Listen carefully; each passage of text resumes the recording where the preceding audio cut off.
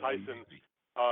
Deontay Wilder announced last week that you would be fighting him in a rematch if everything goes well for you against Schwarz. Do you think that might embolden Schwarz to sort of ruin the plans? Are you unhappy that Wilder announced that, since it was sort of trying to be kept on the down low, or are you pleased about that and you can go show everybody that you're going to take care of this guy and be ready for that big rematch? And I'm ready for every day that God gives me. Take one day at a time, appreciate it for what it is, look forward to the good times and let them roll. That's all I care about, is being happy. I'm only thinking about Tom Schwarz at the minute, so whatever happens in that fight, which I know what's going to happen, but, we can only look at one opponent at a time. What Wilder's doing is none of my concern, to be honest. None of my concern at the minute. We'll now move to a question from Paul Zenin. Go ahead, please.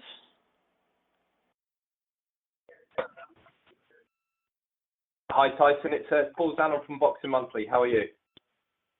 I'm good, Mosh. How are you? Yeah, I'm very good. So, in your last 5 fights, you've beaten 3 Germans. Is this going to be number 4? That's a stupid question, isn't it, Paul? Come on. You're from the UK, baby. No, I was just going along the fact that you've beaten a world champion. You've put a dent on another world champion's record by way of Deontay Wilder. Christian Hammer, who's currently the number 1 German out there, and Francesco Pianetta, who's roughly around the same sort of standing as Tom Schwarz. So you're going in against sort of caliber people. So just wanted to know, are you seeing this as a walkover, or is it going to be a testing fight? They're all good fights. Any fight that the Gypsy King's involved in is a good fight.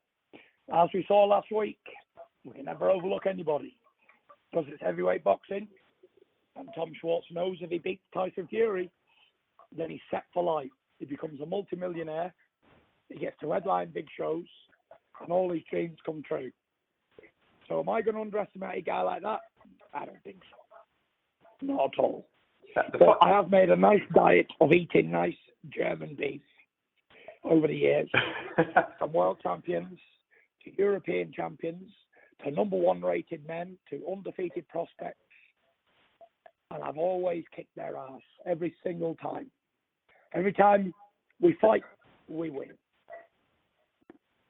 Final question for myself, Tyson.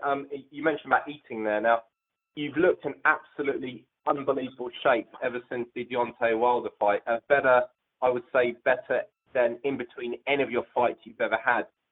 Mentally, are you in a fantastic place at the moment? Yeah, I have my days and moments. I'm in and out of depression all the time, but we just got to learn to maintain, baby. The word we're looking for today is maintain. Fantastic. You're a huge inspiration on the mental health side, and I wish you the very best on Saturday. Thank you very much. It's going to be a victory. We'll now take a question from Jack Fig. Go ahead, please. Hi, Tyson. Hope you're well. Thanks for taking my question. BT Sports and ESPN have recently brought out mini documentaries documenting your comeback. I was looking at some of the comments on YouTube, and there were people saying that although they used to hate you, you're now their favourite boxer, and how your comeback sort of inspired them personally. Is this something you sort of paid attention to, and does this sort of feedback make you feel proud? I don't really look at the comments on videos and that. I'm quite busy with training and whatever, but it makes me feel very proud that my story can inspire others to get help and get better and become well again. I get inundated with messages and things on a daily basis with people thanking me for the help and all that, and I'm just so proud that my journey and my story is inspiring other people to lose weight, to get well again, and be healthy. It's an absolute amazing feeling. I'm so happy that I came out into the public about my mental health struggles, and now people can see that nobody's untouchable, and no matter who you are, what you are, how big you are, how tough you are, mental health can bring you to your knees.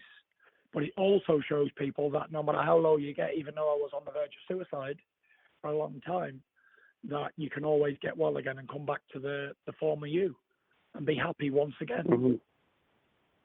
Yeah. For a long time, you were the villain of the heavyweight division and the underdog. In the last year, it's fair to say you've become a bit of a cult hero of the heavyweight division. What's this been like to sort of experience, and have you sort of paid attention to how your profile sort of changed?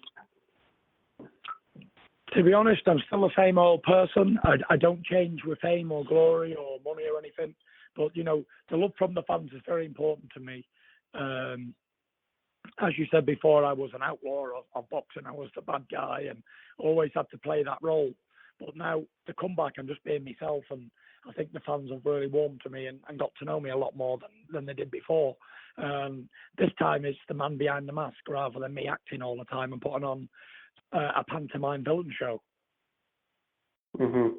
Was it hard to keep up, as you say, that sort of pantomime show in your early career? It wasn't hard because I'm good at that role. But, you know, I think to be adored by the fans and loved and people wanting you to do well is a lot better feeling than people wanting you to get knocked out and people wishing bad things all the time. So I'm seeing what the other side of it's like now, and I really enjoy it better. So I hope to keep going and keep moving forward in the right direction and keep inspiring people and keep winning. Mm-hmm.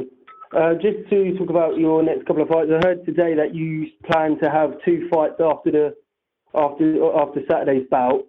Is it hard to keep sort of focus on the task in hand when there's sort of rumours about the rematch and bouts and stuff like that? It's not hard. Not hard at all. I'm focusing on Tom Schwarz. He's a young, hungry lion. He's a lot fresher than me. He's 5 years younger. He's a big, ambitious fella. So, listen, you'd be a fool to take your eye off the ball, and I'm a fool I'm not. You know, I'm going to go in there and perform like I do and do the best I can, and that's it. You know, it's not rocket science. I'm not overlooking anybody. I'm on a massive platform over here in the States and back in the UK.